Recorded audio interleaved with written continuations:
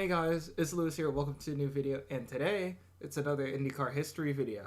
The last video I did, I had pretty good fanfare, so we're back with another one.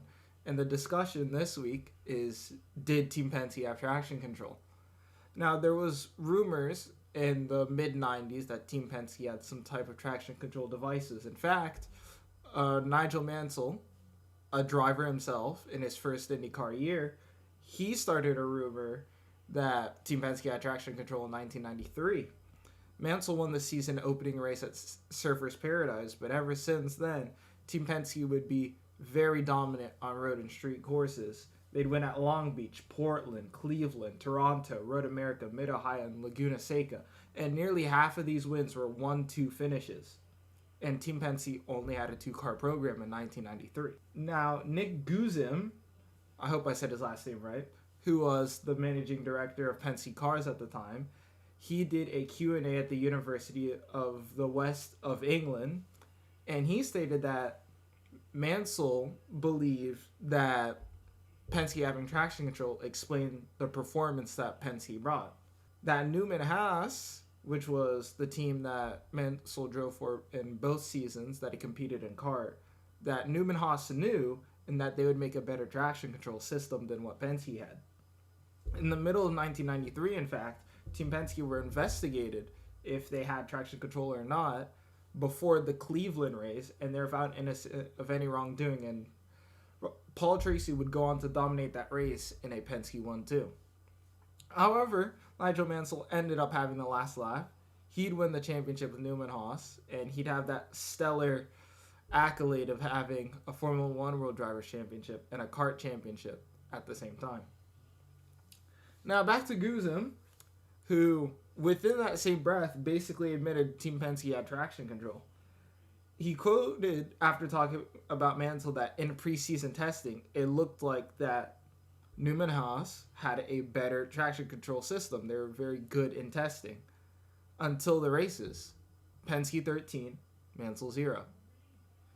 While he said Penske 13, Mansell 0, I assume he's referring to Team Penske's utter dominance in 1994, but they won 12 races that season, not 13. So I'll assume he misspoke there. But moving on to another person, or what rather multiple people, who said Penske had traction control. You can't get any closer than your racing drivers. Paul Tracy. Paul Tracy. We know how Paul Tracy loves to talk.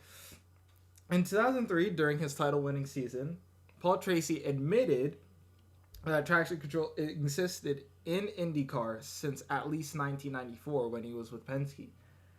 In fact, he was quoted to say that even though people say we didn't have traction control, we actually had it, but we're not allowed to say it or else you would have your arm cut off by your engine supplier.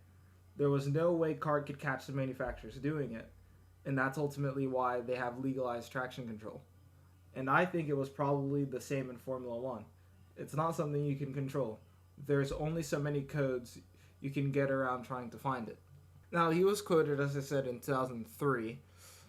At this, I assume probably the same in Formula One could talk about the Benetton situation with option, I can't remember. Aidan Millward has a pretty good video on it. But Paul Tracy also drove for different teams within that 94 to 2001 period before car legalized traction control, as he mentioned, 2002. They only did it for 1 year. They took it away after because they only had one engine supplier. Anyways, so Tracy also drove for Team Cool Green, which would later become Andretti, and Newman Haas during the period of 94 to 2001. They used two different engines. They used Newman Haas used Ford engines, while Team Cool Green used Honda engines. And obviously, he drove for Penske before that. Penske used Ilmor Mercedes engines. And Tracy believed that every single engine supplier, whether in kart, champ car, whatnot, had some type of traction control system. Now, the final thing that was mentioned about traction control was from another former Team Penske driver, Emerson Fittipaldi, during the same week practically. Emerson Fittipaldi, if you don't know, he won the 1993 Indy 500 with Team Penske. And at this point, he was a team owner. And he literally backed Tracy's comment practically without mentioning it. So Emo, if you don't know, he drove for Team Penske from 1990 to 1995. And in his final season, in 1996, he drove a Hogan Racing entry that was backed by Team Penske. So he practically still drove for Team Penske. They use Penske chassis. They use Ilmor Mercedes engines, Goodyears. You get the gist. And he was asked how much the cars have changed in 2003 compared to when he retired in 1996. And he said, I quote, "Not that much was changed, that the rules have been fairly stable, although we don't have traction control now. We had traction control in 1996.